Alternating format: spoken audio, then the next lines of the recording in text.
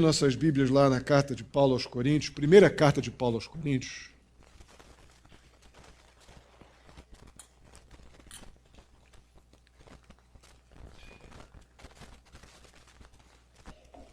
Uma coisa muito bacana que Deus tem permitido, eu tenho ouvido de pessoas em situações diferentes.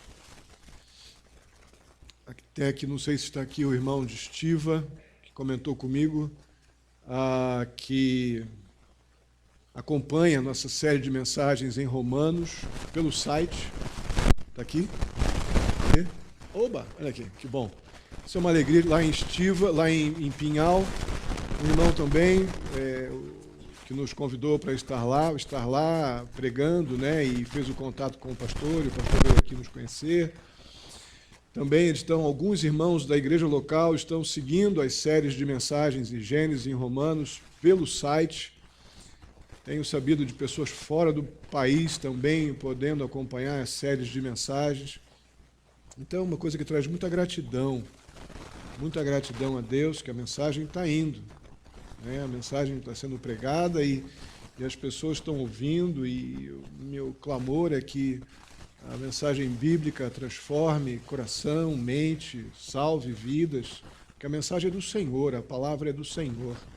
Encorajo você que não foi para o site ainda, vai lá e ofereça um conhecido, um vizinho, um colega de trabalho. Vai lá, convida ele a ouvir uma mensagem ou que você ouviu aqui no domingo e gostaria que ele ouvisse, e tem os áudios todos. Nós temos também o canal no YouTube. A maioria das mensagens ali são em áudio. Nós estamos com uma defasagenzinha aí de mensagens em vídeo, mas logo estaremos resolvendo isso. Para termos atualizado as mensagens de Romanos, que estão faltando algumas, as de Coríntios, que estamos tendo aqui agora. Eu ainda tenho o desafio de conseguir encontrar aí uma brecha para poder parar, para fazer as devocionais rápidas, de 8 a 10 minutos no máximo. Uma ou duas que eu pude fazer ali no gabinete mesmo, tem muitas visualizações, então eu acho que isso também é um caminho, mas eu não tenho tido cabeça para parar para fazer isso diante da demanda diária. Mas eu peço que os irmãos orem por isso, orem para que a gente possa estar com a mensagem que está sendo pregada e alcançando aquelas pessoas que a gente não conhece. Quando a gente vê pelos meios que Deus tem nos dado, a mensagem tem ido, não é? Então eu peço que os irmãos orem por isso também. Nós vimos lá no capítulo 1, na primeira carta de Paulo aos Coríntios, que o apóstolo Paulo começou a tratar o problema da divisão ou das divisões na igreja de Corinto, os conflitos que ali haviam. E o apóstolo Paulo, nós vimos que ele afirma que as divisões, elas são contrárias ao Evangelho. Eu diria que não somente a divisão na igreja, mas qualquer tipo de divisão familiar, doméstica, relacional, e também na igreja, ela está totalmente na contramão do Evangelho, porque o Evangelho ele nos quebranta, ele mostra o nosso pecado, mostra a nossa total carência do que Jesus Cristo fez por nós na cruz, nos coloca na condição de dependentes do Senhor e mostra as nossas inúmeras limitações, ao mesmo tempo mostra o amor, a paciência, a bondade, a misericórdia de um Deus Salvador. O Evangelho nos coloca no nosso lugar. Isso, sem dúvida alguma, é altamente facilitador para as nossas convivências. Porque uma das coisas que o apóstolo Paulo falou também é que o orgulho é causa da maioria das divisões. Logo, orgulho e o Evangelho são completamente incompatíveis. Não tem como caminhar juntos. Vimos também na semana, foi passada ou retrasada, não lembro mais, foi na retrasada, que de modo geral a igreja de Cristo ela não é composta por uma camada superior da sociedade. Não, nós vimos no texto de primeira carta de Paulo aos Coríntios, no capítulo 1, dos versos, se eu não me engano, 11 em diante, do 10 em diante, que a igreja ela é composta exatamente das pessoas que, de modo geral, são as rejeitadas e desprezadas pela sociedade. É isso que o apóstolo Paulo diz ali. É claro que existem exceções, mas a regra é aquilo que vimos lá nos versos 27 e 28, que diz lá: mas Deus escolheu o que para o mundo é loucura, para envergonhar os sábios, e escolheu o que para o mundo é fraqueza, para envergonhar o que é forte. Ele escolheu o que para o mundo é insignificante, desprezado e o que é nada, para reduzir a nada o que é, ou, na nossa cultura, os que se acham. Depois, no verso 31, Paulo completa esse pensamento dizendo: se você tem que se gloriar em alguma coisa, se envaidecer de alguma coisa, então que seja unicamente no Senhor Jesus Cristo, no fato de Ele ter te alcançado com a sua graça e ter tirado você da condição de morto, espiritualmente morto, para a condição de filho e herdeiro. Se você tem que se orgulhar de alguma coisa, que seja daquilo que Deus fez por você. Então, o Evangelho de Cristo, ele é loucura mesmo para aquele que não crê. Chega a ser quase absurdo. Mas a sabedoria de Deus, ela é maravilhosa para o que crê. E no capítulo 2 nós veremos que isso não é o fim da história.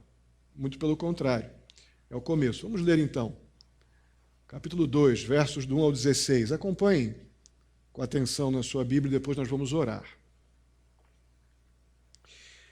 Capítulo 2, versos do 1 ao 16.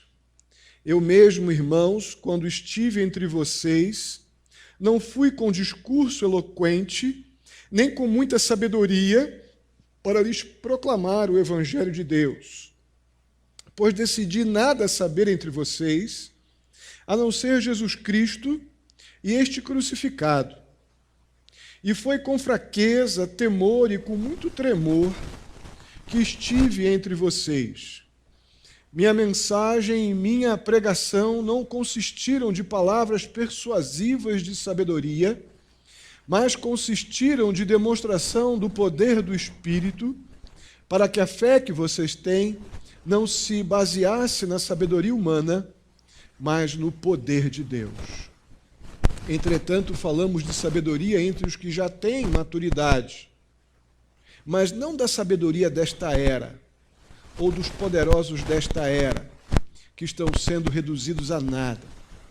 Ao contrário, falamos da sabedoria de Deus, do ministério que estava oculto, o qual Deus preordenou antes do princípio das eras, para a nossa glória. Nenhum dos poderosos desta era o entendeu, pois se o tivessem entendido, não teriam crucificado o Senhor da glória. Todavia, como está escrito, olho nenhum viu, ouvido nenhum ouviu, mente nenhuma imaginou o que Deus preparou para aqueles que o amam. Mas Deus o revelou a nós, por meio do Espírito. O Espírito sonda todas as coisas, até mesmo as coisas mais profundas de Deus. Pois quem conhece os pensamentos dos homens, a não ser o Espírito do homem que nele está? Da mesma forma, ninguém conhece os pensamentos de Deus, a não ser o Espírito de Deus. Nós, porém, não recebemos o Espírito do mundo, mas o Espírito procedente de Deus, para que entendamos as coisas que Deus nos tem dado gratuitamente. Delas também falamos não com palavras ensinadas pela sabedoria humana, mas com palavras ensinadas pelo Espírito, interpretando verdades espirituais para os que são espirituais. Quem não tem o Espírito não aceita as coisas que vêm do Espírito de Deus, pois lhes são loucura, e não é capaz de entendê-las porque elas são discernidas espiritualmente. Mas quem é espiritual discerne todas as coisas, e ele mesmo por ninguém é discernido. Pois quem conheceu a mente do Senhor para que possa instruí-lo? Nós, porém, temos a mente de Cristo. Amém? Vamos orar. Pai querido, muito obrigado.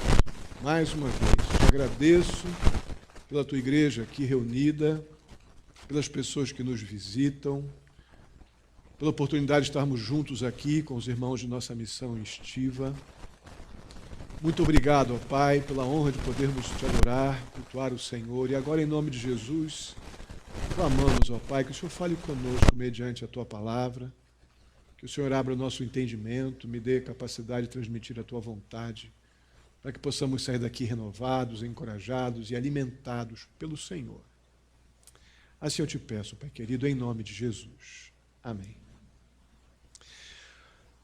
Inicialmente, aqui nos versos 1 a 5, o apóstolo Paulo ele dá uma lembrada aos crentes ali de Corinto, da primeira vez que ele esteve com eles juntos. Paulo diz que ele foi até eles, no verso 1, proclamando um mistério, ou, como diz aqui na NVI fala sobre o mistério de Deus. Na Revista Atualizada fala proclamando o testemunho de Deus. O mistério de Deus, que já vimos anteriormente, que o apóstolo Paulo nos fala que é a mensagem do Evangelho que até então estava oculto em Deus, mas depois ele desvendou a mensagem do Evangelho aos gentios. E a proclamação de Deus é a boa nova de Jesus Cristo, a obra de Cristo em nosso favor. Esta é a mensagem. E o apóstolo Paulo diz para eles, gente, eu vim até vocês com a mensagem que vocês precisavam. Eu não fui até vocês para pregar o que vocês queriam ouvir. Eu fui pregar a vocês o que vocês precisavam, e vocês precisavam daquilo que o ser humano precisa, que é a mensagem do Evangelho, é o testemunho de Deus, que Ele nos amou entregando o seu Filho na cruz pelos nossos pecados. Paulo pregou isso, anunciou isso a eles, não de uma forma sensacionalista, como muitos vinham fazendo, ali entre eles mesmos. Algumas lideranças vinham, alguns que se julgavam sábios, e até outros que eram muito sábios mesmo, na realidade do mundo daquela época. E vinham mais se exibindo do que proclamando a Deus e a sua palavra. E vinham também conquistando com esse exibicionismo e com uma oratória muito bonita e com muita sabedoria humana, vinham conquistando corações. É assim que a gente vê hoje. E o apóstolo Paulo diz, não, gente, eu vim a vocês pregando aquilo que vocês precisam, de forma bem simples. Interessante que o apóstolo Paulo ele tinha erudição suficiente, uma capacidade intelectual conhecida de todos, para se sobrepor a qualquer sábio daquele tempo. Paulo era uma pessoa altamente capaz intelectualmente, uma erudição invejável, a ponto de estar sendo preparado antes da sua conversão para a condição de ser o sacerdote dos sacerdotes, como vocês já ouviram outras vezes eu falar. E ele se coloca na condição de pregar a simplicidade do Evangelho, porque ele decidiu que era aquilo que eles realmente importava. Era pregar esta mensagem, como diz no verso 2, de Jesus Cristo e este crucificado. E o verso 3 nós vemos que Paulo fez isso na sua fraqueza, nas suas fragilidades, com simplicidade, com humildade, com temor e com tremor. No verso 4 nós vemos que em vez de persuasão humana, o apóstolo Paulo ele se preocupou em demonstrar o poder do Espírito de Deus. Como é que ele fez isso? Como é que Paulo demonstrou o poder do Espírito de Deus? Ele pregou o Evangelho e as pessoas eram salvas. Ele pregou a simplicidade do Evangelho e os coríntios vinham sendo salvos pelo poder, pela loucura do Evangelho. Aquilo que deixava os sábios boquiabertos, que falavam tão bem, com oratória tão linda, tão intelectualmente poderosos, mas não transformavam a vida de ninguém. Paulo chegou com a loucura do Evangelho, com a sabedoria de Deus, com o mistério de Deus sendo revelado àqueles homens, e as pessoas sendo salvas. Essa era a grande demonstração do evangelho que Paulo afirma no verso 4 que fazia no poder do Espírito Santo. E por que isso, pergunta o verso 5? Porque Paulo não queria que as pessoas o seguissem. Paulo pregava em nome de Jesus, da parte de Deus, com simplicidade, para que o foco não fosse sobre ele, mas que toda a glória fosse para Deus. O objetivo do apóstolo Paulo era que os homens e mulheres confiassem em Cristo Jesus para a sua salvação e não nele. Se as pessoas fossem convertidas, as habilidades de Paulo a apresentar o Evangelho, a eloquência de Paulo, o carisma de Paulo, isso simplesmente não resolveria o problema de pecado das pessoas. O desejo que o apóstolo Paulo tinha de que as pessoas se colocassem a sua fé única e suficientemente no poder de Deus, através daquilo que ele fez por nós em Jesus Cristo, que é a mensagem do Evangelho revelado. Num outro segmento do nosso texto, dos versos 6 a 9, só aguardando aqui um parênteses, eu não tenho como evitar. Irmãos, que febre de show de púlpito que nós estamos vivendo hoje. Que febre de poder. Que febre das pessoas se sentirem como donas das mentes das pessoas. Fazendo com que multidões sigam um jeito de um determinado pregador, um jeito de uma determinada igreja, um jeito, modus operandi de determinado grupo, porque esse é o método de ser abençoado. Irmãos, se eu encontro um método de ser abençoado, de ser salvo, fora da cruz de Jesus Cristo, isso é paganismo, isso é obras. Isso é o contrário da mensagem do Evangelho. Isso é exatamente o que o Evangelho do Senhor Jesus Cristo não anuncia. E se o Evangelho não fala sobre isso, não é a mensagem de Deus. Não é a sabedoria de Deus. Não é aquilo que Paulo proclamava. E nós estamos vivendo épocas de enorme confusão. Eu digo a vocês que é a tal daquela... Eu disse há pouco tempo dos estudos sobre a volta de Cristo, dando no Instituto, e dei lá em Estiva também. Eu acredito plenamente que é a preparação daquela grande apostasia que acontecerá quando o filho da iniquidade, o filho da perdição, o anticristo se estabelecer e a igreja for arrebatada. Eu tenho convicção disso. Isso aí é o prelúdio de algo que está por vir e contado nas Escrituras. Dias difíceis. E como isso atrai. Como isso é atraente. Então, nos versos 6 a 9, o apóstolo Paulo ele diz que a sabedoria da mensagem do Evangelho, ela não é desta era. Não é desse tempo. Não era do primeiro século, como não é do século 21. A mensagem do Evangelho não é deste mundo. E, literalmente, a sabedoria de Deus não é para todos. Não são todas as pessoas que compreenderão, receberão a sabedoria de Deus. É por isso que os sábios e os poderosos desta era, dizia o apóstolo Paulo, eles não tinham como entendê-la. E os versos 6 a 9 nos dizem o porquê que eles não podiam entendê-la. Porque a sabedoria deles era deste mundo. E a sabedoria de Deus era algo que deveria ser compreendido mediante o acolhimento do Evangelho. Se aquelas pessoas se julgavam sábias, ou até hoje se julgam sábias, com a mensagem que não é do Evangelho nem a sabedoria de Deus. Mas olhando para aqueles dias, o apóstolo diz, se essas pessoas fossem sábias mesmo, não tinham crucificado o Messias, não tinham crucificado o Salvador da vida deles, tinham compreendido que Deus mandou o seu filho morrer por eles e não o tinham matado na cruz, se fossem realmente sábios com a sabedoria de Deus. Mas a sabedoria deles era deste mundo. Logo, eles mataram o Senhor Jesus, crucificaram o Senhor Jesus. É o que vemos aqui nesse trecho. Então o apóstolo Paulo ele faz uma distinção clara nesse texto entre a sabedoria de Deus e a sabedoria terrena.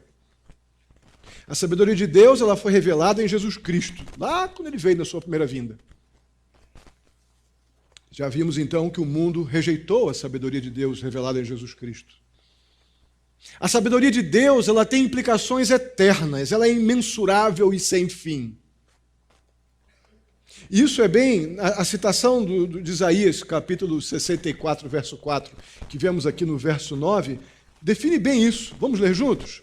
Nem olhos viram, nem ouvidos ouviram, nem jamais penetrou em coração humano o que Deus tem preparado para aqueles que o amam. É isso aqui. É a sabedoria eterna. Literalmente, é a sabedoria imensurável e sem fim. Já a sabedoria deste mundo, ela se baseia naquilo que pode ser visto. A sabedoria desse mundo, ela se baseia naquilo que eu posso apalpar, mensurar seria a palavra. E aí talvez você esteja pensando, e se não está pensando, eu vou te ajudar a pensar. Como é que uma pessoa pode conhecer a Deus que, de acordo com o texto que o apóstolo Paulo está citando do profeta Isaías, não pode ser visto, não pode ser compreendido pelo pensamento humano? Como é que uma pessoa assim pode conhecer a Deus? A resposta está nos versos 10 a 13. Através do Espírito Santo que transmite o conhecimento de Deus, ou transmitiu o conhecimento de Deus, os apóstolos então anunciaram a boa nova do Evangelho, que veio até nós de maneira inerrante, infalível. É desse jeito. Os versos 11 a 12 nos dizem que o espírito do homem conhece os pensamentos profundos do homem. Mas já o Espírito de Deus, ele conhece aquilo que é mais íntimo e profundo em Deus. Isso quer dizer uma coisa muito prática. É impossível para o ser humano conhecer a Deus por conta própria. É impossível o ser humano achar, não, eu conheço a Deus porque com filosofias deste mundo, com pensamentos positivos ou coisas do tipo, olhando apenas sem discernir quem é Deus, olhar o céu e a natureza, não obrigatoriamente leva as pessoas a crerem em Deus. Vemos lá em Romanos capítulo 1, quando o apóstolo Paulo diz que o homem é indesculpável, porque contempla tudo que Deus criou e ainda assim rejeita o amor de Deus através de Jesus. Então não é qualquer pessoa que pode chegar e olhar o céu e dizer que é lindo, que compreendeu a grandeza de Deus. Não é natural para o homem ter essa percepção de Deus por si mesmo. Deus decidiu tornar-se conhecido, então, através da sua palavra e através do seu Espírito que foi dado aos que nele creem. Vemos isso no verso 13.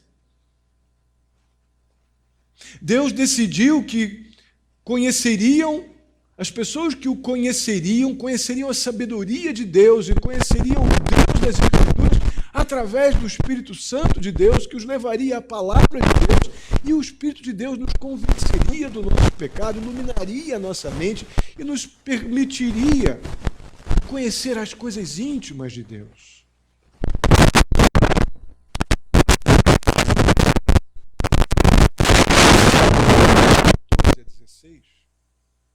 Nós veremos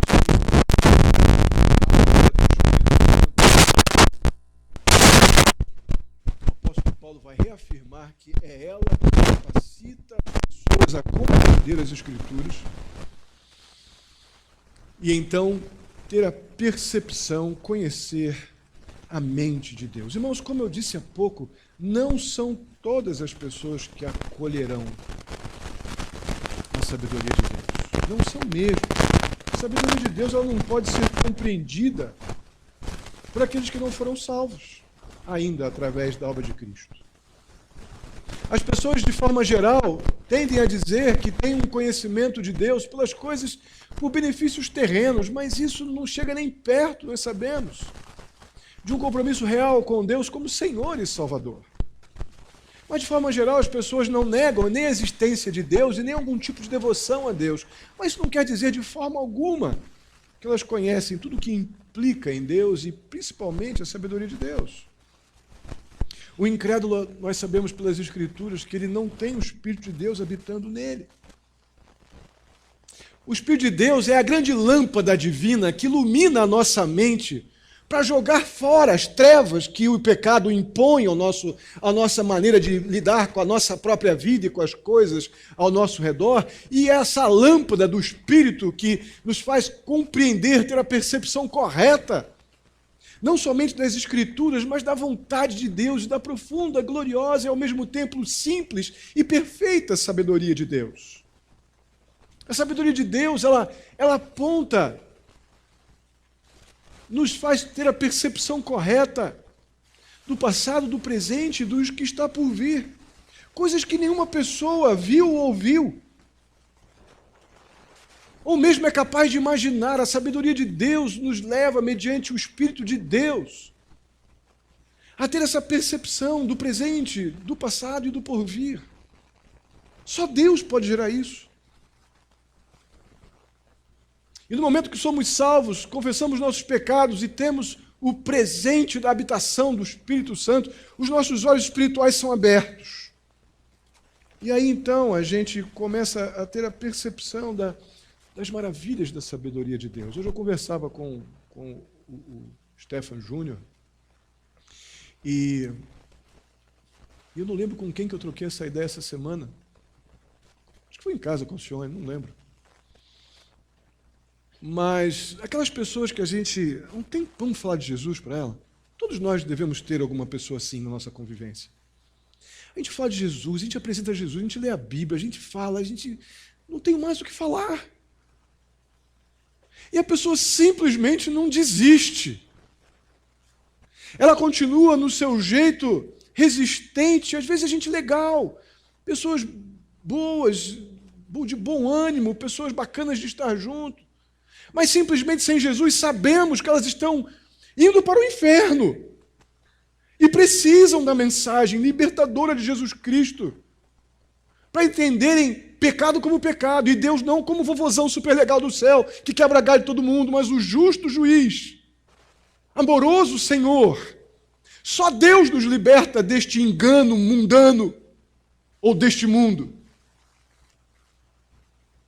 A gente prega, e a pessoa parece que não vem. Por causa disso, irmãos, porque a sabedoria desta era mantém as pessoas com os olhos espirituais, os olhos da fé completamente fechados. Paulo precisou de uma experiência dessa para poder perceber que toda a sua sabedoria, mais à frente ele veio a falar que a sua sabedoria até então, sem Cristo, era como esterco, lembram disso? Mas ele precisou perceber, num tombo de um cavalo, com escamas caindo nos seus olhos, ele ficando cego, que a sua sabedoria sem Deus não era nada. Ele precisou que Deus descobrisse seus olhos, para que pudesse olhar para aquilo que ele já conhecia tecnicamente, mas seu coração ainda estava em trevas. Quando recebemos a mensagem da cruz, e o Espírito Santo vem e abre o nosso entendimento, é como se centenas de lâmpadas se acendessem na nossa mente e no nosso coração, e aquilo que estava completamente oculto e escondido, agora está claro, está escancarado. Não foi assim, irmãos?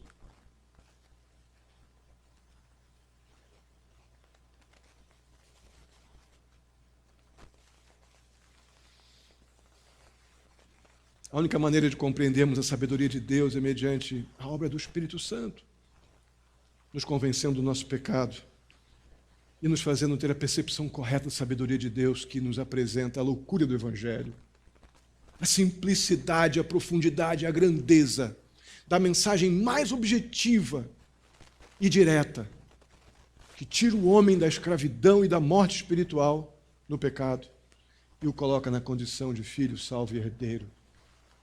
Amém? No verso 15, o apóstolo Paulo, ele chama o crente em Jesus de espiritual. Essa é uma frase, essa é uma expressão que está numa perigosa moda em nossos dias, a tal da palavra espiritualidade. O pessoal de sucesso aí da mídia gosta dessa de fazer uns congressos de espiritualidade, uns negócios de espiritualidade.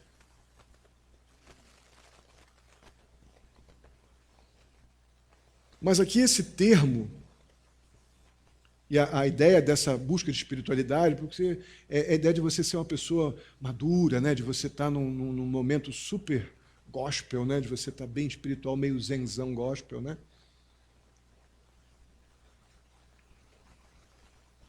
Mas aqui, em particular, esse termo usado aqui pelo apóstolo Paulo, ele diz, mas quem é espiritual discerne todas as coisas e ele mesmo por ninguém é discernido. Não tem nada a ver com maturidade espiritual. Não tem nada a ver com isso.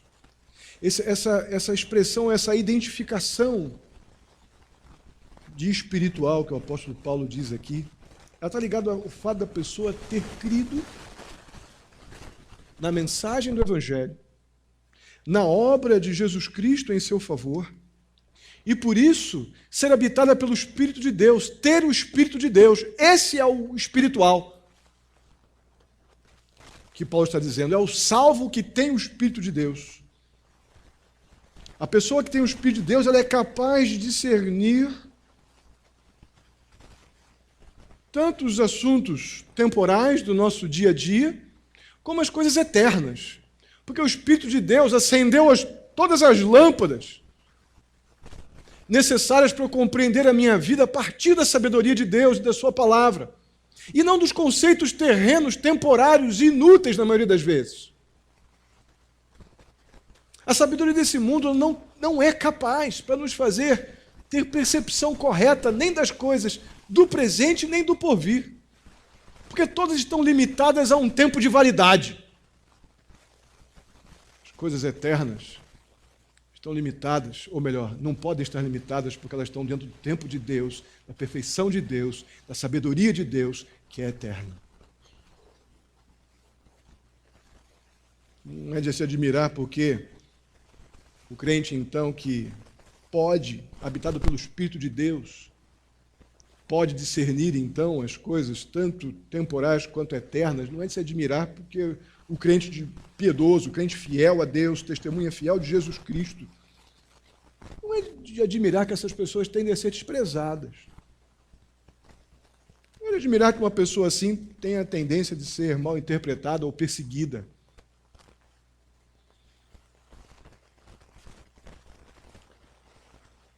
Pessoas têm a tendência de dizer assim, sabe tudo, já vai falar alguma coisa já sobre a minha vida, dizendo que eu tenho que orar, que eu tenho que pedir perdão dos meus pecados, sabe tudo aí, já passou por isso. Tentando testemunhar do Evangelho a alguém, você não tem problema não? É porque você não tem problema, se tivesse os meus problemas você ia ver. O problema é que o homem espiritual, a pessoa espiritual, o homem, a mulher espiritual, ele tem o Espírito de Deus porque foi salvo pela obra de Jesus Cristo na cruz. E uma vez salvo, tendo o Espírito Santo, a palavra de Deus, ela revelou a sabedoria de Deus. Ela me aproxima de Deus e da mente de Deus, da vontade de Deus revelada nas Escrituras. E por isso, então, eu e você temos do Senhor a capacidade divina para discernir corretamente as coisas de hoje e as coisas do porvir. O homem sem Deus, ele só consegue mal e porcamente, perdoe a expressão, ver o que está na frente do seu nariz. E quando nós chegamos com a sabedoria do Senhor, com moderação, com humildade, mas influenciando ou intervindo na vida de alguém, a tendência natural, se não for o momento daquela pessoa se render, é nos rejeitar. E não tem nenhuma normalidade nisso, não. Tomara que isso aconteça. Porque assim, a luz de Cristo, o sal, está fazendo alguma diferença. Muito complicado é quando é o contrário. Eu vou com uma pessoa em crise e vou tentar influenciá-la com pensamentos positivos, com coisas desse mundo ou com notícias de Ana Maria Braga. Isso aqui é um drama. Agora, se eu vou influenciar alguém, interferir na vida de alguém com a mensagem do Evangelho, isso no início pode incomodar, mas acredite, você sabe, no tempo devido, aquela pessoa vai te procurar. Ela vai buscar alguém que a aproxime de Deus, porque ela está completamente carente de tudo. Isso não nos torna nenhum superstar espiritual, não. Nós somos apenas os pecadores miseráveis que foram, pela bondade de Deus, salvos por uma graça inexplicável. O que nos falta mais constantemente é nos portar como tais.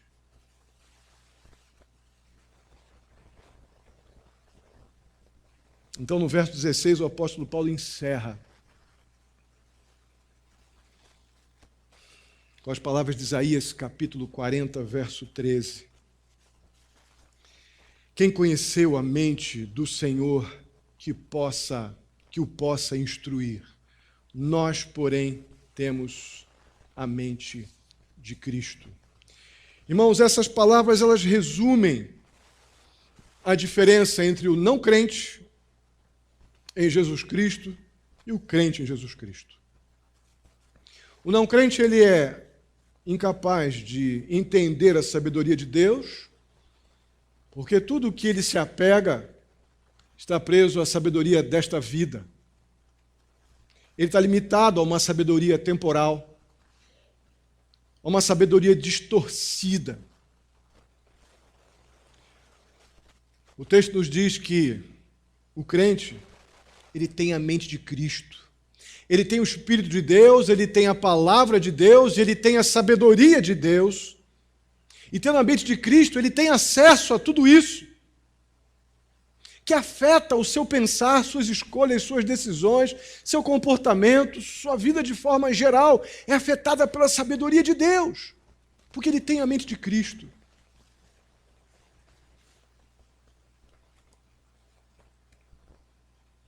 Você tem a mente de Cristo, irmão. Se você já entregou sua vida a Jesus Cristo, você tem o Espírito de Deus. Se você tem o Espírito de Deus, você tem a sabedoria de Deus e a mente de Cristo para perceber as coisas espirituais numa dimensão extremamente profunda.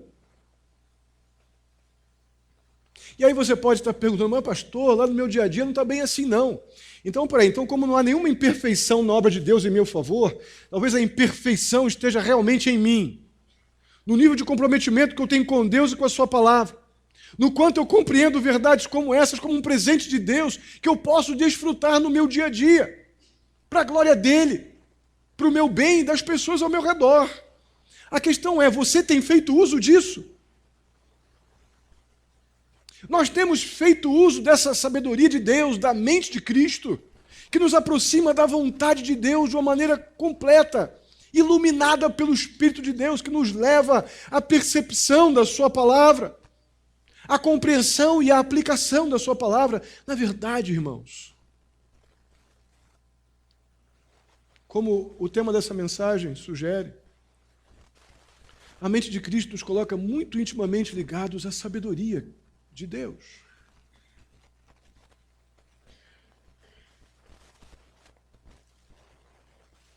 E você sabe o quanto de Deus as pessoas têm visto em você.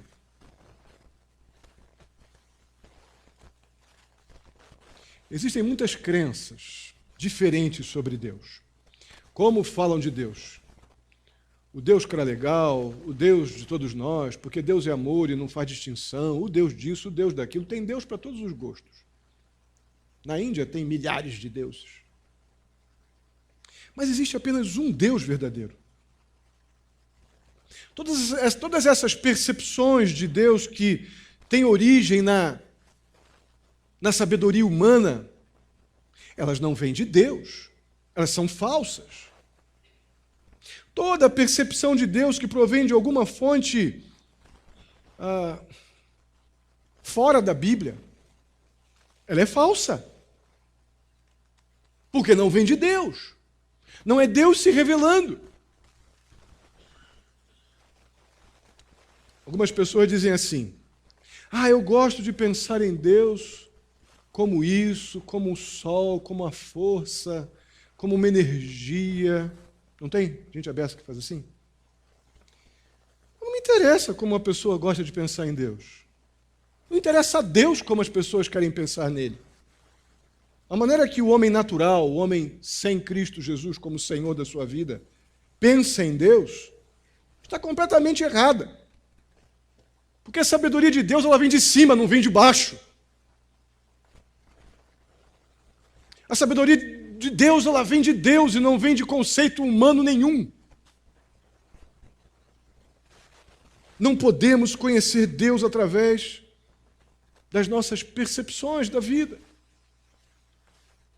Mas Deus se revelou a nós de forma perfeita e completa pela sua palavra, a Bíblia. Deus se revelou a nós através do seu Filho Jesus, que morreu na cruz, pagando a caríssima pena pelo nosso pecado, a imensa dívida pela nossa culpa. Daqui a pouco vamos celebrar a ceia do Senhor, que aponta exatamente para isso, para o pagamento, para a dívida impagável que eu tinha, impagável,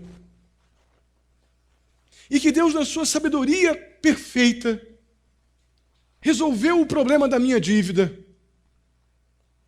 a dívida da culpa do meu pecado, resolveu completamente, revelando o seu amor através da obra de Jesus, pelo meu e pelo teu pecado. Isso é loucura.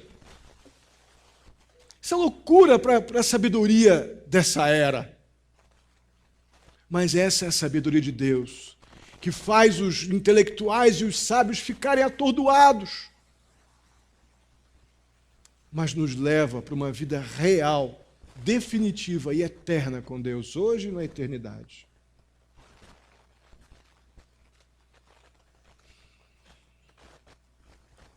Talvez haja alguém aqui ainda que não tenha tido um encontro com Jesus real.